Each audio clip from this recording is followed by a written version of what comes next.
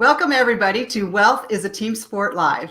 I believe one of the most valuable gifts that you can give yourself is that peace of mind by learning from other people.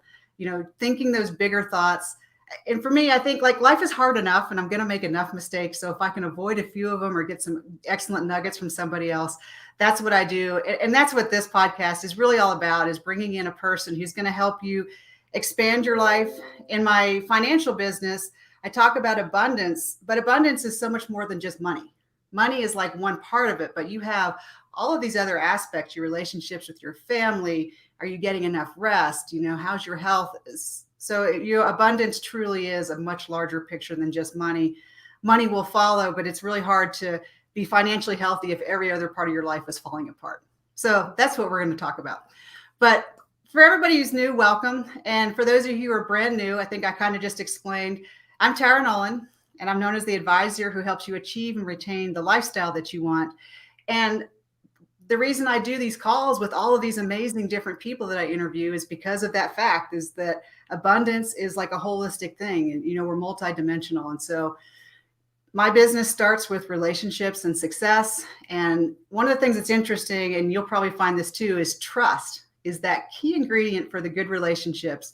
And sharing knowledge and stories, that's that kind of how we start with trust. You can't just say, hey, trust me, it's all good. So I have built my financial business as a holistic business that starts with connecting with people and building those relationships. So I want to introduce you to Dr. Jannell MacAulay. Did I say your name right? MacAulay. Yep. MacAulay, because she is amazing. I have been like a secret fan stalking her for a while. Like if you look at her LinkedIn post, she's like just like the coolest person ever. But let me tell you a little bit about what she does. So Dr. Jannell MacAulay, she's on a mission to help individuals excel in high stress and rugged environments by showing them how to lean in to each moment to be your best selves. She is like such an accomplished woman, and we're going to unpack that as we go through today. But just listen, like how many different ways you could probably connect with her. Dr. MacAulay is a TEDx speaker. She's a military spouse. She's a mother of two. She's a combat veteran herself. She's a military pilot, an international diplomat, and it just goes on. So, there's those people out there that are people, and then there's people like her that are just like amazing. So welcome, Dr. MacAulay. Thank you so much, Tara. I'm really excited to be here with you and your listeners and viewers today. So yeah, we're just going to jump right in. So what was really interesting to me is that you went from being a pilot in the Air Force and a commander all the way over to being like a speaker and a consultant. And so for our non-military listeners that are on the call today, what this means is she went from being like a really good technician at her job flying an airplane to being able to teach others on this large platform. And not everybody can make that shift from being a good technician to being an expert communicator. So can you share with us how that journey went for you? Absolutely. Well, thank you for the introduction as well. I think you pinpointed that I can't sit still. That's definitely a common theme throughout my background. And in fact, if someone tells me there's something I can't do, then it just makes me want to do it even more, right? Yes. One of the great attributes of my experience is that inside the Air Force organization, I was able to do all of those different things, and then use that experience, that education that I had built to then create something that was not only my own, but now I can do in a very flexible way and a meaningful way, right? That matters to kind of my second career as I've transitioned, from retiring from the Air Force now into this speaker and consultant role. And I think that's what's great about the Air Force. Inside one organization, I was able to fly planes and be that technical expert, but also lead people, whether that was in combat environments or as a squadron commander, in garrison and in an operational way at home station. Additionally, I collected some master's degrees, which eventually turned into a Ph.D. And that was all done, inside the military. And a lot of that was because of my curiosity around my experience and how I could, find that thriving space for myself. And then how it turned into the career that I have now is because I found such profound effects and solutions for my own self as a technician, an operator, and a leader, I wanted to share it with others. And my mission really did start with wanting to help those in the military career field. But what I found is that, especially due to COVID and what it kind of threw, a lot of people for that curve, I think we've realized that a lot of individuals operate in high stress environments, right? Because our stress is really our perception of the environment and our relationship to it. And many people are feeling extremely overwhelmed and stressed just in their day-to-day life. So my message has definitely become more universal as well. I love that. So, as I'm looking, I see a lot of things that I can relate to with your career. You're definitely an out of the box thinker. And I know from my business side, we would call you a disruptor, which is a wonderful thing. And I know for me in the military, when I started out, that was always hard because they kind of want you to be in the box because you're there to do a role. But it's hard when you're a person that has different interests and maybe doesn't quite fit in the box. So I'm really curious, how did you introduce mindfulness to a very structured traditional organization as a proactive performance strategy in the military? I think that's fascinating that you were able to do that. Well, I think some of that started in an unconventional way. I, out of self-necessity, needed a solution. I realized about midpoint through my career that if I was doing it like everybody else, then I was suffering from what most of us in the military, or most of us that are in high stress occupations, suffer from, which is a lack of thriving in the stressful situations we're put in. And it's really tied into this idea of grit, determination, and hard work will get you very far, that hustle. But it's an incomplete strategy to really find thriving and joy within that experience, right? We can be badass people who go out there and do amazing things in our job, and we can still have this joy and contentment, right, in our families. And as I looked around at the leaders above me, the people that I was leading, I was noticing that there was that common thread, right? That our stress was manifesting itself in various ways that were leading to burnout early points in people's career. When we're young, we think we can crawl around in the back of C-130s and helicopters and lift with our back, and we're going to be awesome for the rest of our lives. And the fact of the matter is, as I looked around at, people midpoint in their career, and they're burnout and emotionally, physically, psychologically exhausted. And I was in that point too. And so out of self-necessity, I went back to school to help myself solve the problem. And that's really when I realized that this problem was something that a lot of people were suffering from. And if I had found the solution, maybe it was something I should share with others. Now, when you say disruptor, it definitely was something that challenged the status quo. And I think even to today, the commanders and leaders I work with are still in the fight that maybe I was at the forefront of it when I started these proactive, mental health and performance-based strategies with my team when I was a squadron commander. But we're still at the forefront of that for many of these leaders. We still suffer from, well, wait, you're doing it differently, right, than how everybody else has done it before. And there's some fear inside of that, I think, for a lot of people who are in that process, but then also the leaders above them, can I really reward that? And I was actually kind of a victim of that. I would say that when me and my fellow peers would show up, say on a Monday morning, this is a completely true story. We sat down at the table, the wing commander's table one morning, and it was the first guy comes in and is like, oh my gosh, I worked all day Saturday on OPRs and EPRs. I'm so exhausted. I've got a sick kid at home. I only got 3 hours of sleep last night, barely grabbed coffee, but I'm here to be awesome. And then the next guy's like, well, let me tell you something. I work Saturday and Sunday on OPRs and EPRs. I've got 2 sick kids at home. I didn't even have time for coffee. And it was kind of one up each other on the amount of stress that's in your life. I call it this competitive stress environment that we live in, right? We judge and value ourselves based on how much stress we have, and we want to one up each other. So then I sit there and I was kind of well, my husband and I were not stationed together when I had we were both in command. We were actually 2,000 miles away in New Mexico and New Jersey. And I spent the weekend with my kids, who I only had one parent at home. And I got all my work done the week before. And I was like, we had a fun weekend and slept great. Everyone's healthy. Got my yummy green smoothie ready to take on the day. And I kid you not, the sentiment at that table was like, well, she's obviously not working hard enough. Like, nobody said, oh my gosh, tell me how you're doing that. Like, I love that you say that, because I was in a dynamic in one of my squadrons. It was the same, where it was like you got credit for the longer you worked and the more you stayed after hours. And in my mind, I was going, why can't you get your job done during 7 hours? That doesn't make me think you're smarter. Absolutely. And it's a cultural problem. Like, I think it's a culture. Yeah, it's not just the military. That competitive stress is everywhere, right? We measure ourselves on it. Like, you get credit for like making your life crappy. Exactly. And you know what that's leading to? This is the problem right now.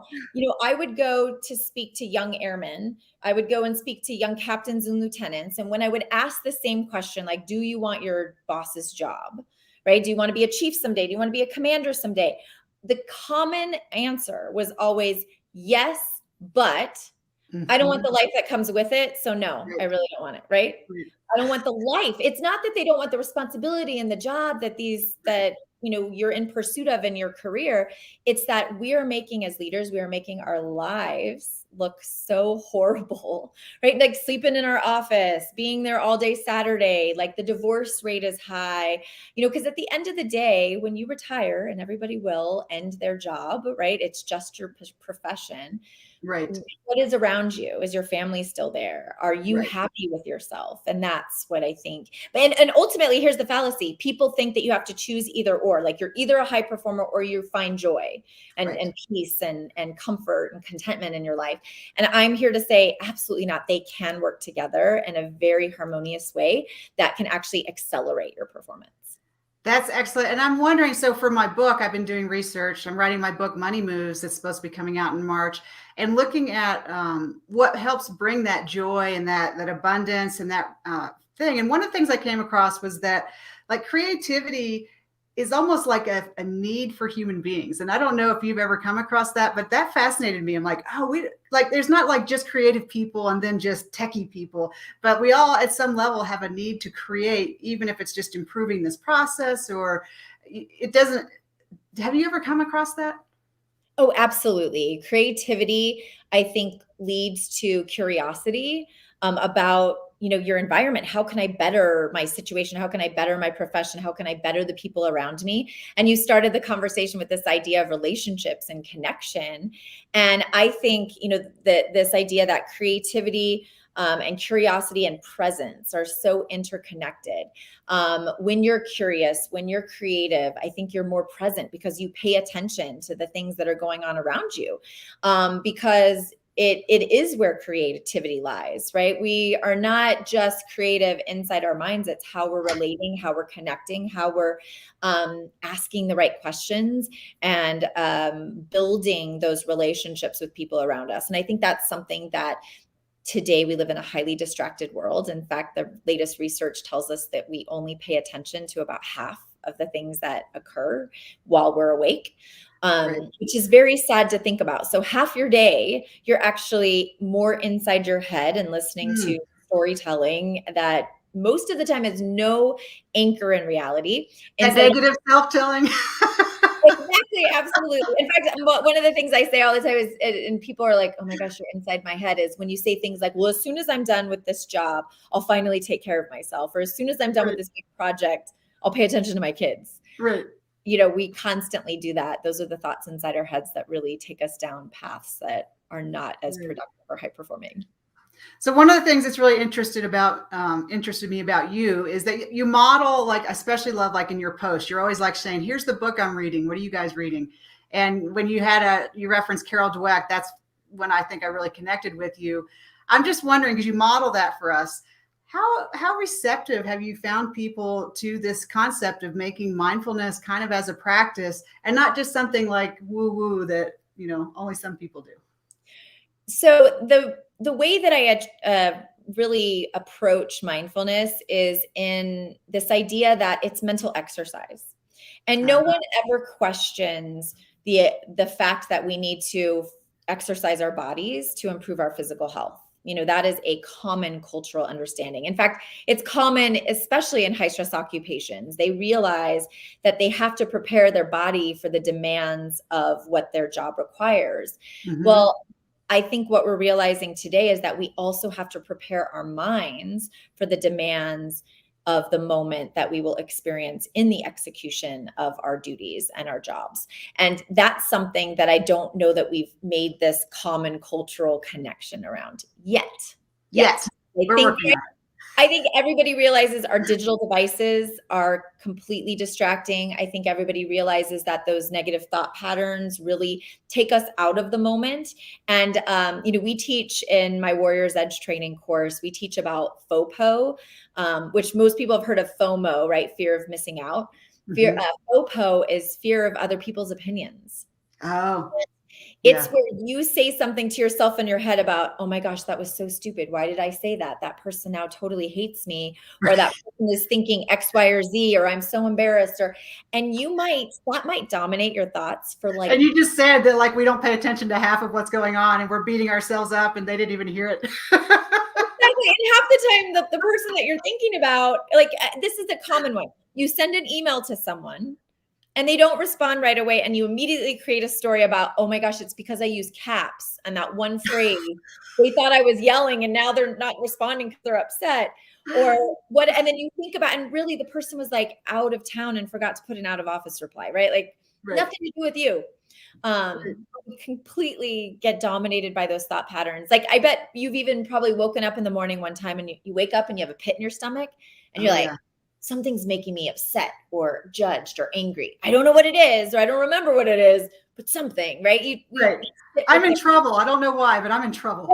Big trouble.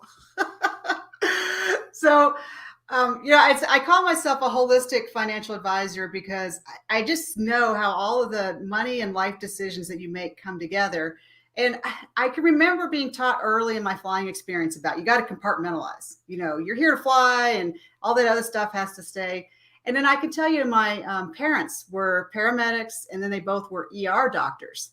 And same kind of thing in the medical community and probably in any high stress community, you're taught compartmentalize. Like you can't be that other stuff in your life can't be interrupting your work. And so how do you have this holistic approach when you're dealing with the high performance under stress? Because I think it's not just military. There's a lot of places where they have that expectation that life can't interrupt the work. Absolutely. So I think there's a two-prong approach. There's the work you do ahead of time to prepare yourself for being in those moments. And then there's the things you do in those moments to best, put yourself in the light and in the moment so that you can be your best. And so the way those two things work together is the first is the preparation piece. And that's that mental exercise, right? You've got to do the mental push-ups ahead of time. It's not like, hey, I'm in a stressful situation. Let me do my mental push-ups. It's, like the same thing, like you wouldn't go run a race and be like, this is my first practice of running, right? So you have to do the work. And here's the thing. Nothing I talk about is a quick fix because hacks and quick fixes, they don't work.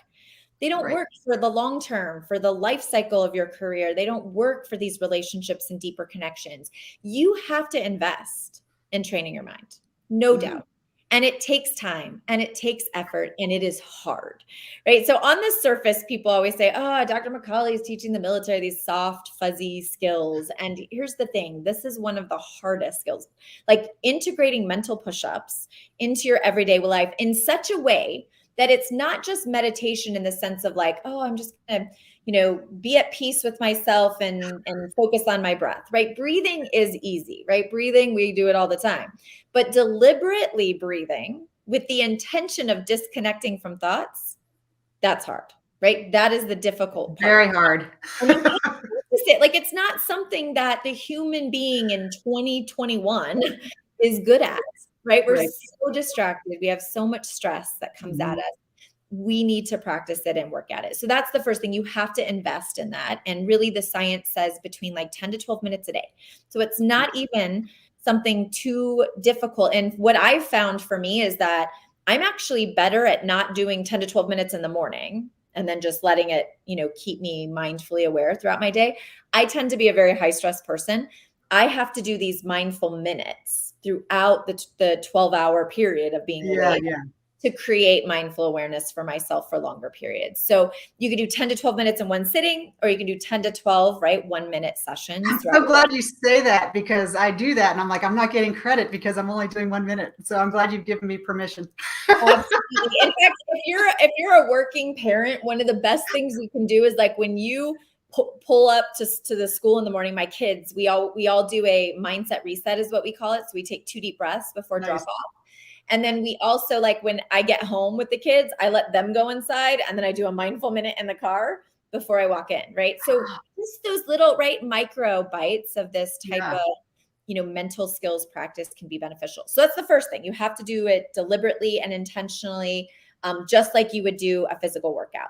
And then the second thing is when we're in these intense moments, we tend to anchor a lot of internal pressure on a specific moment. And what we like to teach is that there aren't big moments, there's just moments, right? Because when you tell yourself, this is a big moment, this is the game-winning shot, this is my check ride and I have to do great on it, this is me taking a test and I need to perform well.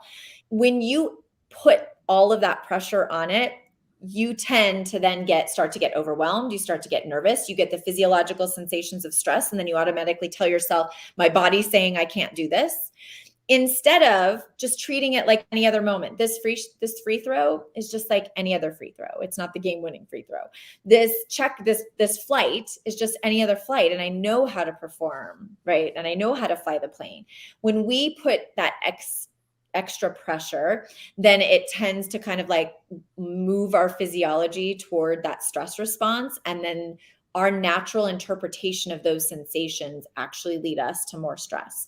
So what you can do in those moments, I think, are 2 important things. If you've learned to tap into your breathing by practicing mindfulness, you can just take a couple deep breaths to kind of trigger and find calm with that physiology. And then the other thing you can do is you can change the thought patterns inside your head when you're in those moments. So instead of saying, this is such a big moment, I need to do my best, you start using language around confidence or optimism, or, that I've prepared, right? Like when you take a test, most of us, not that there are people who don't prepare, but like if you've studied, right, and you've paid attention in class, then you're prepared for that moment. And you're better, you will do better when you use the right language in your mind to say, I'm ready, I'm prepared, and I'm here to do my best. When you anchor and if I don't do my best, the world is going to end and I'm not going to get into this college I want. And then you go through that whole thing, you are not setting yourself up for success. Right. Okay, perfect. So I was just taking some notes there for the recap because you just gave us some really good information there. So you have founded this really cool high performance mindset training program called Warrior's Edge. So share with us about this collaboration, how it came about, and what do you guys offer? Yes. So when I was a squadron commander, I was a guest on the Finding Mastery podcast, which I highly recommend to a lot of your viewers today. It's with Dr. Michael Gervais. So he's a high performance sports psychologist who has worked with elite athletes, from Olympians to Red Bull, Stratus Project, in individuals who really push the boundaries on human potential, as well as he was working with the Seattle Seahawks.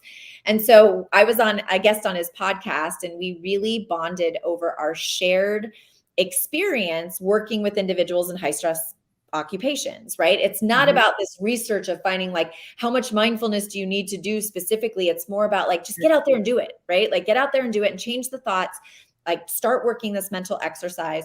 And so we really kind of found we had very similar strategies in whether it was the elite operator, military operator, or the elite athlete space.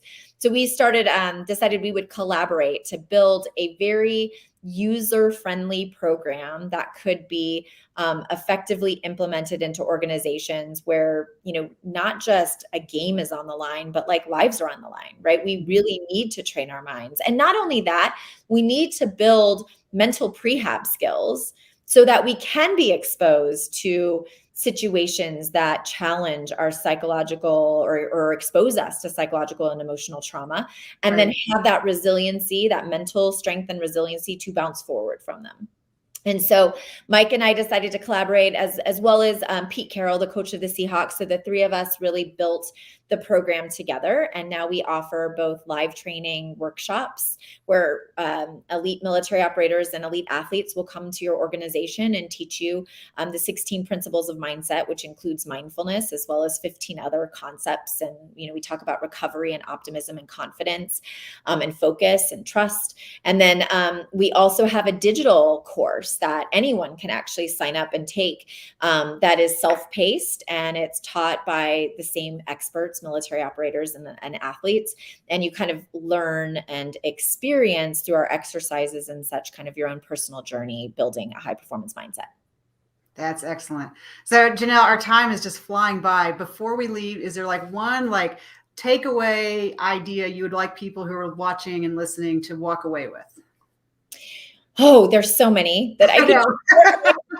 But, I'm going to tell a quick story, and I told it in my TED Talk because I think many people can realize this, and you started with this idea of connection and relationships.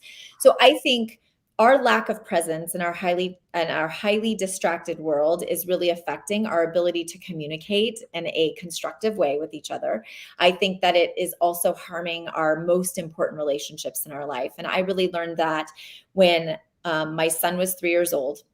And I was giving him a bath, and I was a commander, and I was doing all these things. And the voice inside my head said, what a badass you're being, right? You're coming home every night for bed and bath time. You may not always make dinner, but you're coming home for bed and bath time. Look at what a great mom you're being. You're being a great leader. You're doing all the things you need to do.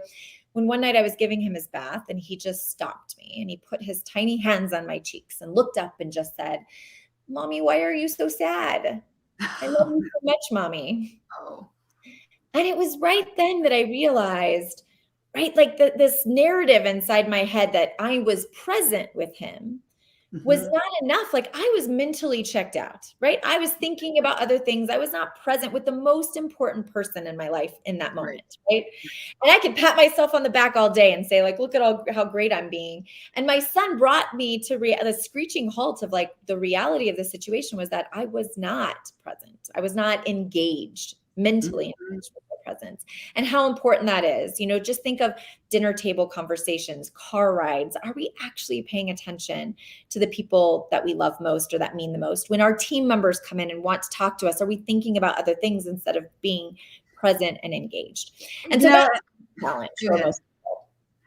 Now, I just think that's why I like riding horses so much, because it's the same thing. If you're on your horse and you're mentally checked out, you're going to be in the dirt pretty quick. Because they don't care for that. And they know the instant that you're off somewhere else. And they're like, absolutely. And here's something else for your listeners. One thing that people think is if I'm practicing mindfulness, I have to be seated, cross-legged on a cushion with incense going, and that's how I do my mindfulness.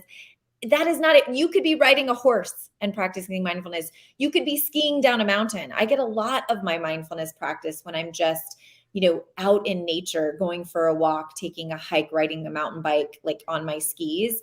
And, some people will find it knitting or boating or fishing or hunting or whatever it is, right? And it's when you're in that space. You're that focus. Yes, you're fully focused and you're joyful.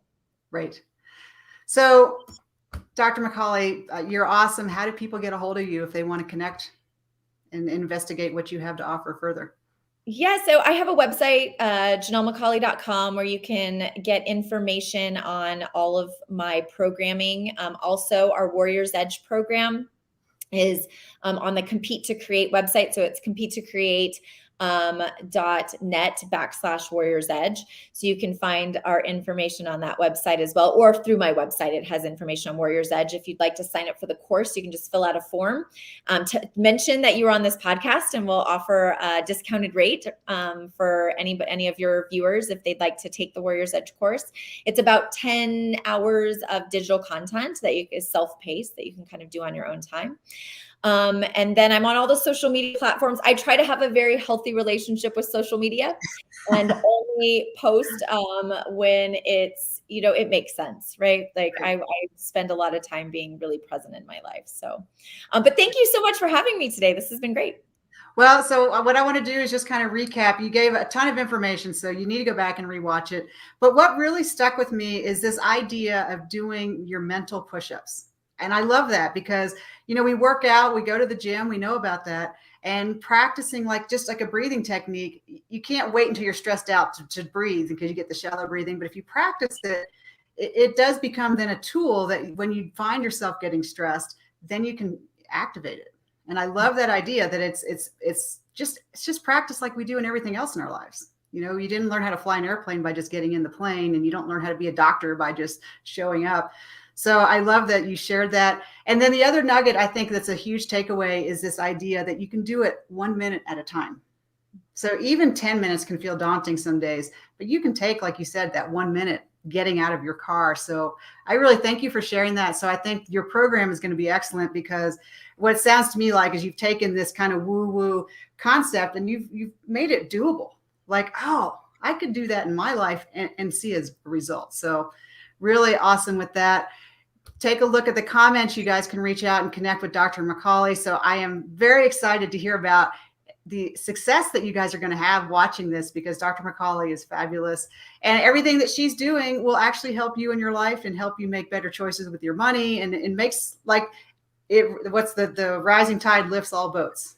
And Absolutely. So this is excellent. So don't forget that you can share this interview with you people who weren't able to watch it today. So I'm looking forward to next time. So thank you so much for being my guest. Can't wait to hear about your success. Bye, everyone.